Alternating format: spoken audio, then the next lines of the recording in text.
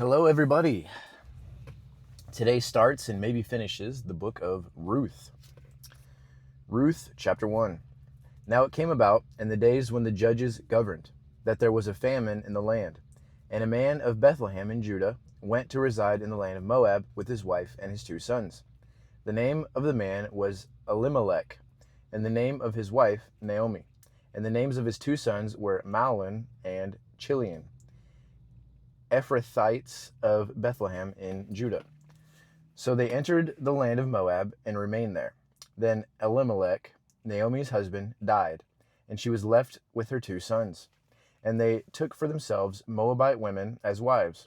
The name of the one was Orpah, and the name of the other Ruth. And they lived there about 10 years. Then both Mahlon and Chilion also died, and the woman was left without her 2 sons and her husband. Then she arose with her daughters-in-law and returned from the land of Moab, because she had heard in the land of Moab that the Lord had visited his people by giving them food.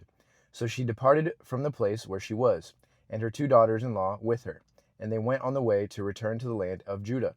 But Naomi said to her 2 daughters-in-law, "Go, return each of you to your mother's house. May the Lord deal kindly with you, as you have dealt with the dead and with me. May the Lord grant that you may find a place of rest, each one in the house of her husband." Then she kissed them, and they raised their voices and wept.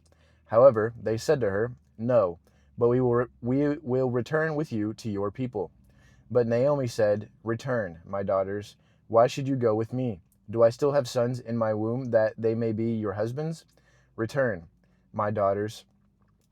Go, for I am too old to have a husband. If I have hope, if I were even to have a husband tonight, and also give birth to sons, would you therefore wait until they were grown? Would you therefore refrain from marriage? No, my daughters, for it is much more bitter for me than for you, because the hand of the Lord has come out against me."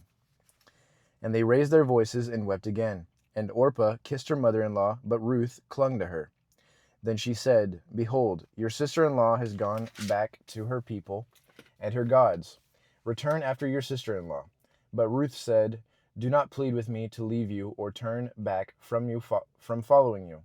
For where you go, I will go, and where you sleep, I will sleep. Your people shall be my people, and your God, my God. Where you die, I will die, and there I will be buried. May the Lord do so to me, and worse, if anything but death separates me from you."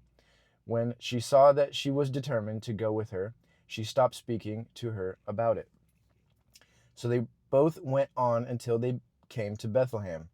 And when they had come to Bethlehem, all the city was stirred because of them. And the woman said, "Is this Naomi?" But she said to them, "Do not call me Naomi, call me Mara, for the Almighty has dealt very bitterly with me. I went away full, but the Lord has brought me back empty.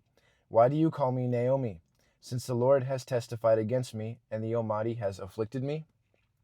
So Naomi returned, and with her Ruth the Moabitess, her daughter-in-law, who returned from the land of Moab. And they came to Bethlehem at the beginning of barley harvest. Ruth is a real legend, by the way. Her lineage. Ruth chapter 2. Now Naomi had a relative of her husband, a man of great wealth, of the family of the Elimelech, whose name was Boaz. And Ruth the Moabitess said to Naomi, "Please let me go to the field and glean among the ears of grain, following one in whose eyes I may find favor." And she said to her, "Go, my daughter." So she left and went and gleaned in the field after the reapers. And she happened to come to the portion of the field belonging to Boaz, who was of the family of Elimelech. Now behold, Boaz came from Bethlehem, and said to the reapers, "May the Lord be with you." And they said to him, "May the Lord bless you." Then Boaz said to his servant, who was in charge of the reapers, "Whose young woman is this?" And the servant in charge of the reapers replied, "She is the young Moabite woman who returned with Naomi from the land of Moab." And she said, "Please let me glean and gather after the reapers among the sheaves." So she came and has remained from the morning until now, and she has been sitting in the house for a little while. Then Boaz said to Ruth, "Listen carefully, my daughter. Do not go to glean in another field. Furthermore, do not go on from this one, but join my young woman here. Keep your eyes on the field which they reap, and go after them. Indeed, I have ordered the servants not to touch you. When you are thirsty, go to the water jars and drink from what the servants draw."